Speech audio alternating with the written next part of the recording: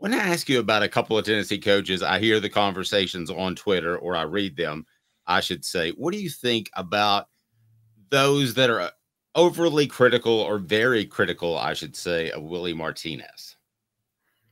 I don't think Willie Martinez has done a real good job. I don't know what the overly critical part is because I don't see all of that. But to me, the position that was, in my opinion, the worst coach position on Tennessee's team last year was in the secondary. And his contract runs out. So if Tennessee makes a change, I think it'll be with Martinez. Personally, I like the guy. I've had an interaction with him. But I just think the secondary is not very good. And I think there's enough talent back there to be better than what they were. And so now we're seeing their players go to Ole Miss or to Louisville, wherever. They're ending up with somebody. It's not like they're ended up with Power 5 schools. So I don't think that was a well-coached group, and I think they need an upgrade there. Well, Jimmy, wow, me and you just in the morning, we're going at each other. We're disagreeing on everything, but I feel good about that. Yeah. So look, I always had reservations of Willie Martinez because I had reservations of anybody that was ever tied to Butch Jones's staff at Tennessee in the 2010s. So like that alone made me not the biggest fan. But again, at the same time, that was more Butch Jones bringing in Bob Shoop, who didn't even try to see if Bob Shoop had chemistry with the rest of the staff. And I can't get into that. But anyways, Willie Martinez, I wanted to play off that a little bit just to say, isn't it true that his hands have been a little bit tied with the talent in the secondary? Because I'm not so sure these guys that left are as good as we think they are. I think Lane Kiffin is just desperately throwing money at anybody he can get, and he's got Ole Miss. He's got a big NIL collective this all season because Ole Miss has saved it for 3 years, and he's taken whoever he can get to see if he can build a title team. This defense is never going to be that appealing to elite defensive backs because the system, the offensive scheme, and the way the team is designed is going to be one that always puts pressure on defensive backs. So they have to play off a lead. And quite honestly, isn't it fair to say this past year, even though the offense was good, Joe Milton didn't get them the lead they usually need to get to be able to play well and effective? I don't think it has anything to do with the offense. Nothing. You either guard somebody or you don't. So, and even against Iowa, you look at it and you say, boy, Iowa didn't throw for very many yards. Well, one reason they didn't is they had 3 passes dropped by receivers that were wide open. That's not good secondary play. It had nothing to do with the offense. So I don't see a correlation between those two. I don't think the defensive backs did a good job. I don't think they always tackle well. I think they left receivers open too often. So I just didn't think that the second and you can't blame it on lack of a pass rush. Tennessee they were in the top 3 in the league in sacks and pressures of the quarterback. So it's not that. I just don't think they were as good as they need to be. So as you look back over these past couple of years, talking with Jimmy Hyams about potential coaching changes if they're out there, we all know Willie Martinez, his contract is up after this year. I think people have said repeatedly that it's talent, but you don't seem to think that. If you look back over Martinez's time, do you think it's more talent, coaching, or a little bit of both? I think it's a bit of both, but I think it's more coaching. Now, look, don't get me wrong. I don't think Tennessee had a bunch of all-SEC players back there. But I remember before the season, Caleb, you thought Matthews was going to have a huge impact on this secondary, right? Well, what did he do? Well, why not?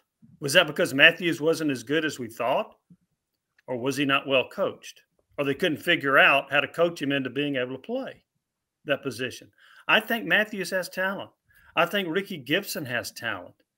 Now, and I think some of the other defensive backs, I think Kamal Haddon had some talent. Tamara McDonald is a decent player. And again, don't get me wrong. I'm not saying they had a bunch of all-stars back there. I'm just saying that based on the talent that they had, and the talent was average, but based on the talent that they had, I still think they underachieved. Let me ask you this. We know Willie Martinez brings more to the table than whatever his coaching is, and that is recruiting. Right. So if Tennessee did make a change, how significant would that be on the recruiting trail and his ties and what he has? Well, it doesn't affect this class, obviously. Okay, so going down the road, I don't know how. Look, he's a good recruiter, so it could have an impact. And then you get down to the argument: would you rather have an average coach and really good players, or really good coach and average players? Now, Heupel has taken what was considered to be a lot of average players on offense and done really well with them, right? So there's that debate out there. But I would rather have a guy that's a really good coach and maybe an average recruiter, because guess what? You got 9 other people on that staff that can recruit. You're not the only one, but you're the only one that's coaching those defensive backs. So I would go with a really good coach who's an average recruiter, because other recruiters on the staff can help you. But Jimmy, remember, Ed Orgeron won a national championship just because he had players. If Ed Orgeron can win a national championship with players, anybody can win with players. Hey, Joe Brady won that national championship, right? That's fair. Yeah, that Ed got out of the. Ed was smart enough to get out of the way. Well, the other one that gets that has gotten thrown in there in some of these Twitter conversations is Joey Halzle. I mean, this to me seems really silly. Here he is, just stepping into this role in this past off season. But ultimately, this is Josh Heupel's offense. I mean, there's nothing that Joey Halzle, I believe, could bring to the table to say that he's a good or bad coach in year number 1, Jimmy, because it's all Heupel, right? I think it's all Heupel. It's Heupel's offense. It was Heupel's offense when he was at Missouri. It was his offense at Central Florida. He turned over some of the reins to Alex Golesh. Golesh's last year at Tennessee. But this is Heupel's offense. So to me, if you got to complain about the offense, you dial up the head coach, not Halzle. So and that's my opinion. Now, do I think they might have missed Golesh as far as some game planning? Maybe he saw something in a scheme that would work that he passed on to Josh Heupel. Maybe he saw some weaknesses in the defense. Maybe their linebackers couldn't cover a wheel route, whatever it was. I think he was pretty good at that. I don't know if Halzle is as good at picking that up. But as far as game day and play calling, to me, that's Heupel.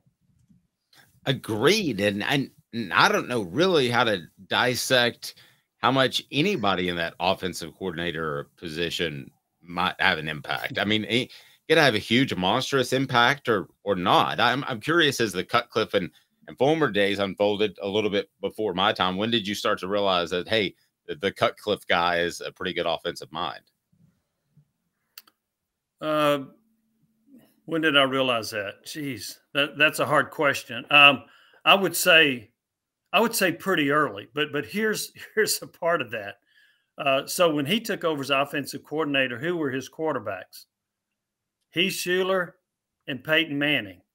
So Caleb and I would have looked really good as an offensive coordinator with those guys. So, but I do think he was good. Here's the thing. And then I even had more respect for Cutcliffe after Peyton Manning left. Why? Because he had to coach a completely different style of quarterback, and he got a lot out of T. Martin, and they won a national championship. So that really impressed me that Cutcliffe – and by the way, Shuler was a good runner too.